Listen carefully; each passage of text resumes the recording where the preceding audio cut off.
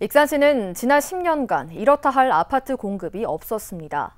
하지만 인구 유출 요인으로 아파트 부족이 지목되면서 앞으로 5년간 12,000세대가 넘는 아파트가 공급되는데요. 상황이 이러자 투기와 난개발 방지를 위한 익산시의 대응책이 절실하다는 지적이 나오고 있습니다. 최정호 기자의 보도입니다. 익산 마동공원입니다.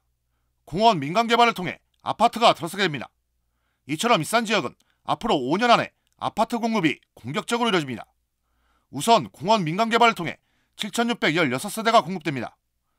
부송 4지구 택지개발 1,671세대, 평화지구 등 원도심 2,463세대, 국가식품 클러스터 민간주택 공급 674세대 등 모두 합쳐 12,424세대입니다. 상황이 이러자 너무 과도한 아파트 공급이라며 적지 않은 우려가 나오고 있습니다.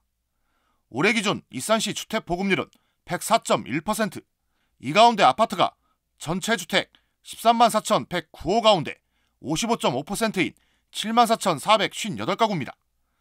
더욱이 익산시는 인구 28만 명 선이 위협받는 축소도시여서 지금의 아파트 공급 계획은 수요와 맞지 않다는 겁니다.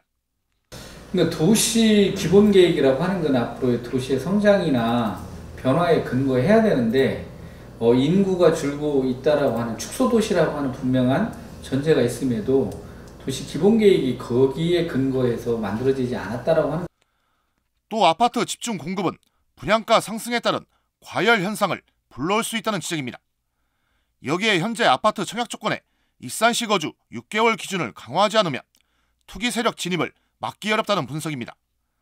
지난 9일부터 이틀간 진행된 익산시의회 정례회 시정질문에서도 익산시 주택 정책이 집중 거론된 이유입니다.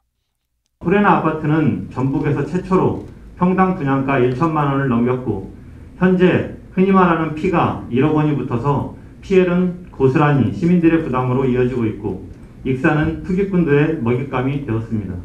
신규 아파트 대량 공급은 거주 인구 이동 현상을 가져와 기존 도심의 공동화 현상을 불러올 수 있고 도심 팽창에 따른 지자체 관리 비용 부담도 늘어날 수밖에 없다는 우려도 높습니다.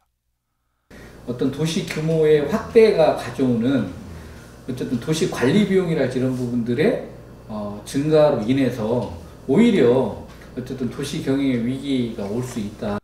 반면 익산시는 인구 유출 요인으로 아파트 부족을 꼽고 있습니다. 때문에 적정 분양가를 적극 유도하면서 숲세권 등 명품 아파트를 공급하면 오히려 인구 유입 효과를 거둘 수 있다고 보고 있습니다. 아파트로 인해서 많은 시민들이 지금 외지로 빠져나왔는데 이걸 계기로 해서 외지에서 좀 전입을 할 수 있게 할 수 있는. 10년 전 모현동 택지개발 이후 이렇다 할 아파트 공급이 없었던 익산.